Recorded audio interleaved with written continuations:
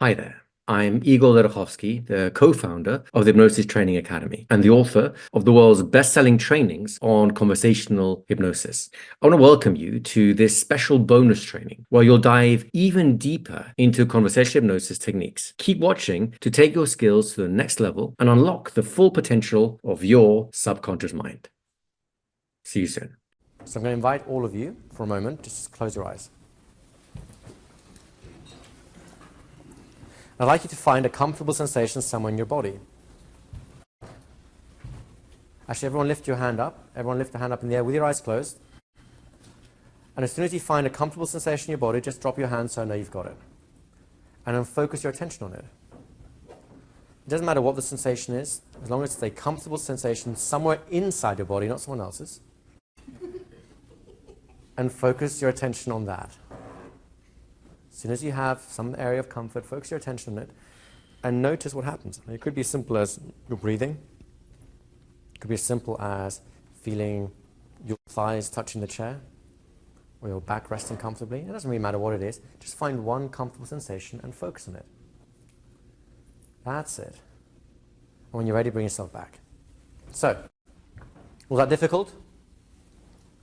Rocket science? Maybe not. What do you notice? Did everyone find an area of comfort? Right? Guess what? That's called a pre-hypnotic suggestion. In other words, if you expect to find something, you will. It's kind of like the Pygmalion effect on yourself. So you can fool yourself because just by looking for something, you'll find it. What's the next thing that happened? Everyone put their attention on that sensation of comfort. Anything happen to it? Grow, change, expand, intensify, lessen. What as a rule happened? You were more aware of it. Other people, anything else? Which are more aware of it? It increased in intensity or in size. I think for you it was size because you did that. So as a rule, would it be fair to say that when you focus your attention on a comfortable sensation, it increases or in size or intensifies in some respect? Right? So what we call this is, I think it's the second or third principle, that's where attention goes, energy flows. So one of the principles to running your own mind is what are you doing with your attention? So you could be lying in bed and someone next to you is snoring. Where's your attention going? But you know for a fact that you've been so busy, like maybe like engrossed in the film, and the same story is going on, but you don't even notice until the TV goes off. Why? Because your attention is somewhere else. So the first thing you could ask yourself is, where is my attention? Now, traditionally, people's attention is focused by words. Notice, for example, that you're wearing some kind of thing on your feet, maybe a shoe or a sandal or something of similar nature. And you can become aware that there's a sensation in that foot which is not just caused by the pressure of whatever shoe or sandal type thing you're wearing.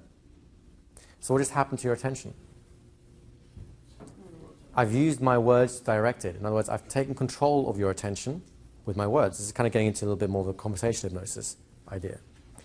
So traditionally, people talk to themselves in hypnosis, not because talking has a special effect, just because talking is a way of focusing their attention on whatever idea they want.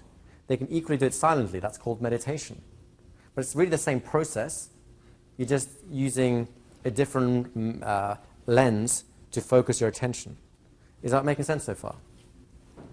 So if attention goes where energy flows, and you have an area of comfort, for example, and that grows, let's see if we can generate something. For example, close your eyes for a moment.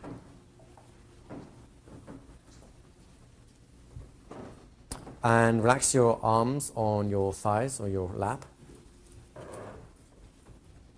I'm going to encourage you, in your best hypnotic voice, because remember, you're still great hypnotists, but in your best hypnotic voice, just to maybe get in touch, first of all, with one of your arms, your left arm, your right arm, I don't really care which one it is, but just mentally get in touch with it. If it helps, some of you may want to open your eyes briefly to look at the arm, but most of you will just get a sense of it, just feeling that arm. Notice how that arm changes just by you focusing your attention on it. It may be more comfortable. Maybe it's more relaxed. Maybe it feels warmer, or maybe a tingling sensation occurs. really doesn't matter what you sense. The fact is, though, as your attention goes to that arm, something changes.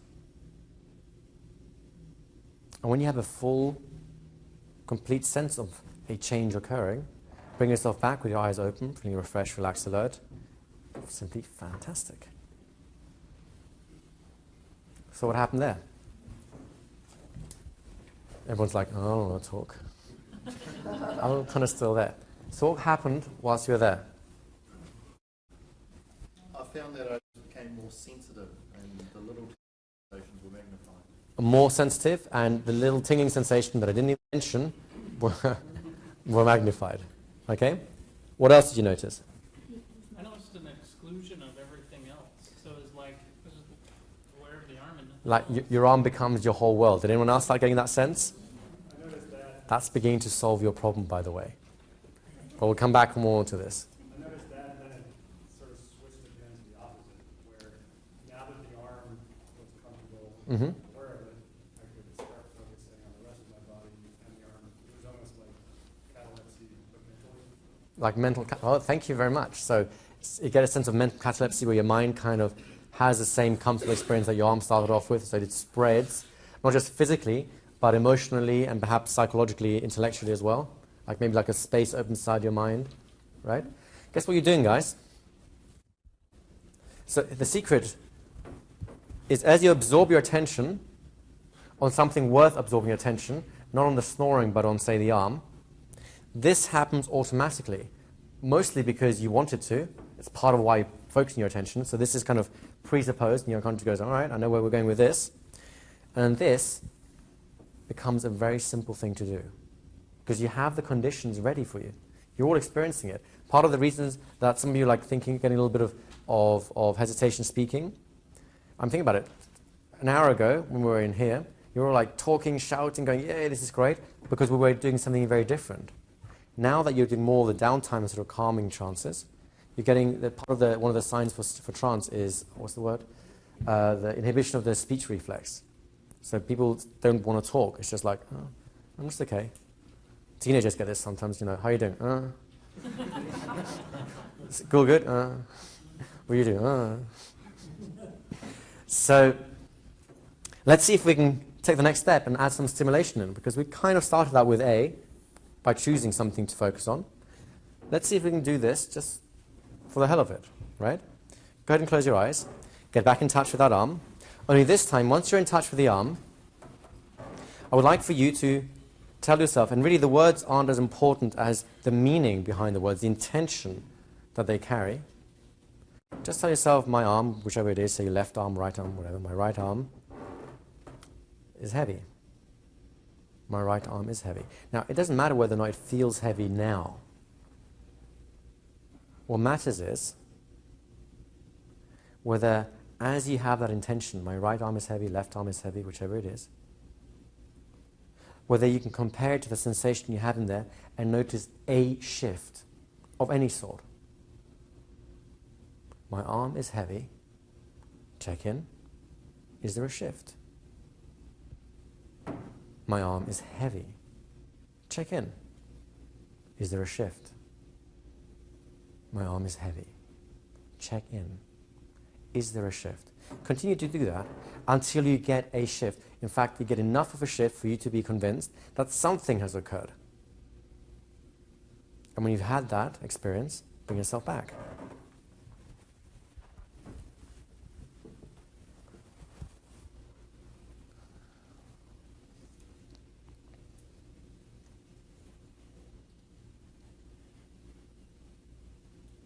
That's it.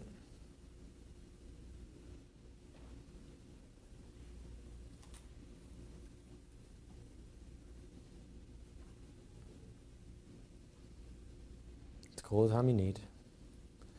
When you've had an experience, just bring yourself back.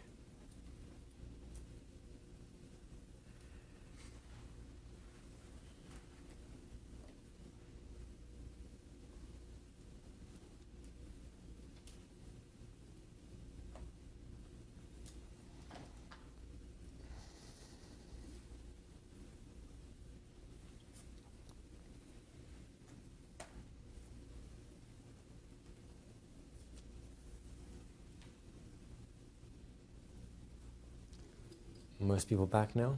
So the rest of you who are still inside, carry on doing what you want, that's fine.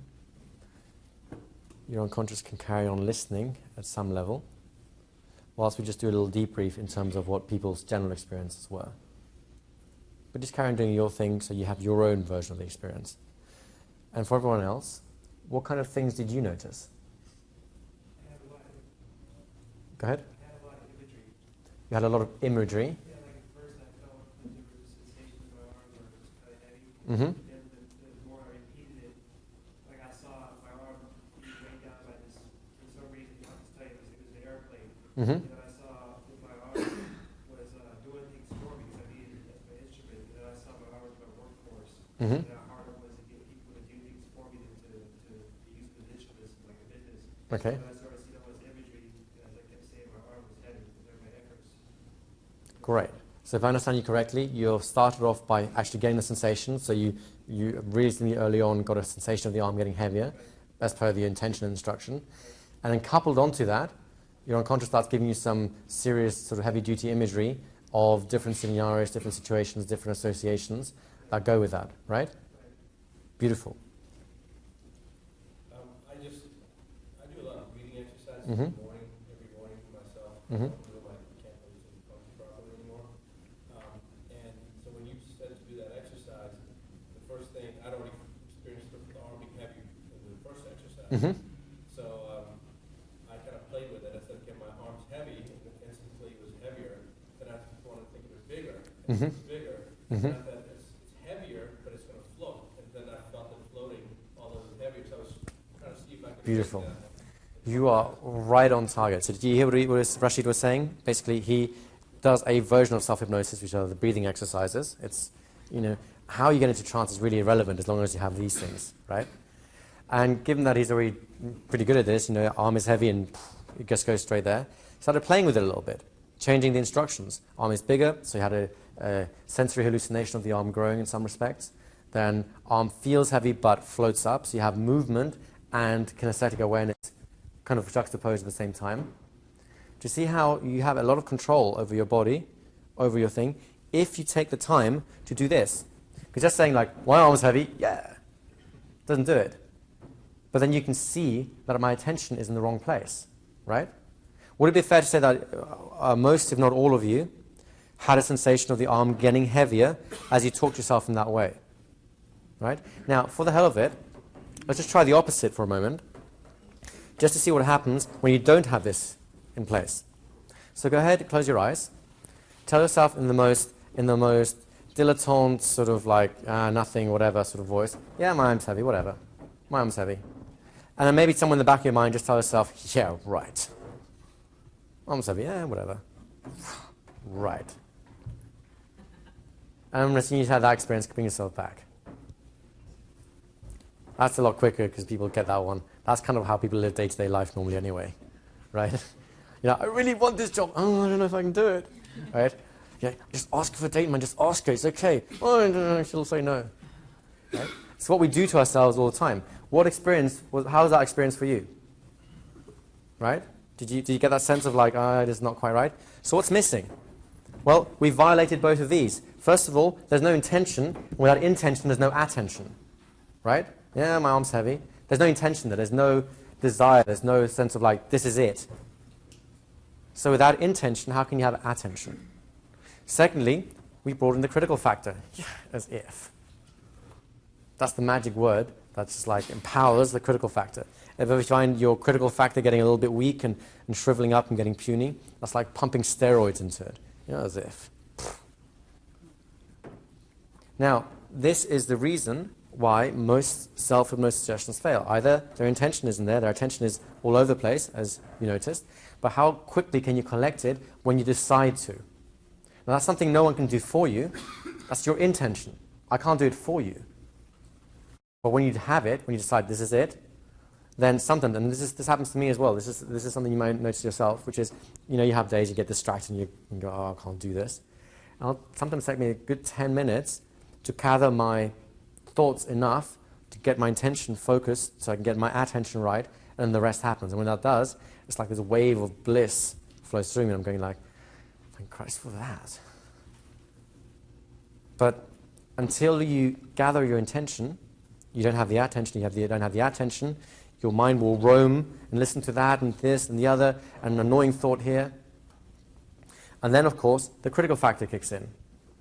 Because the critical factor is more empowered when your attention isn't there. Because when your attention is there, it's kind of like pulling the reins up on the horse and saying, not this way, buddy. We're going down this road. Does that make sense to you guys? Are you beginning to feel like you have something to command the attention of your internal, if like, dynamics a little bit? You should be getting a little sense of, oh, I've got some control over these processes. It's not like it's just happening to me. I can do something about it, even though it will require energy. And it does require energy, right? Any comments or questions so far? Go ahead, Rashid. This is really important for me personally. I didn't know that I should really come here. And for a couple of people that I met, I told them the reason.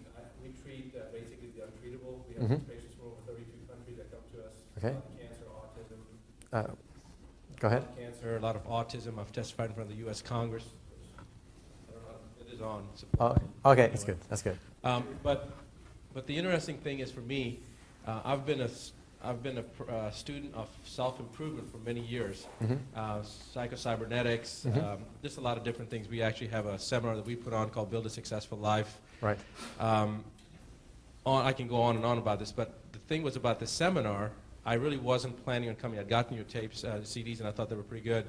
And I guess Cliff, who I don't know who he is, writes a great sales letter, and I kind of looked at the sales letter. He's and I not thought, bad, is he? Yeah, he's really good at sales letters. But anyway, I took the opportunity to decide to come here only because I needed to spend some more time with my wife. So I brought my wife over to Palm Springs here with me and my youngest son.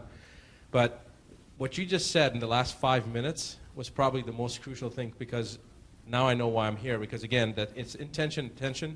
Intention is everything as far as I'm concerned. I totally agree. And I believe that the people that we have had that have had stage 4 cancer and been told that they've got 6 months to live and they're still around 5 years later, it's because of what I call the fifth toxicity, the emotional psychological aspect. I was able to clear that. That's why I'm here, to learn how to do that better. We've even had patients that have had cancer, gone through our treatment, everything seemed good, they ended up dying. We did autopsies, no trace of cancer, but they still died when their oncologist had told them they were going to die. So I believe that intention was set when that oncologist told them. So we actually have group intentions in my staff, all my nursing staff, the rest of the physicians. We actually have an intention if we need something to happen. And we've actually materialized things like this. So what you just said, I realize now why I'm here, because I thought, okay, hypnosis, but I didn't realize you were going to be talking about intention. And you talk about intention. Without intention, you can't have attention. So now I know why I'm here, and I really appreciate what you said, because this is crucial for everything, success in life. It really has nothing, in my opinion, to do with hypnosis. It really has to do with success in life overall. Thank you. And first of all, yeah. Thank you. It sounds like you do some great work, and seriously, I hope more of you do that sort of thing, because everyone can learn from it. And hopefully you kind of get, this is kind of why I like self-hypnosis. I haven't done much teaching of it, just because we haven't gone down that path yet, and I think we will.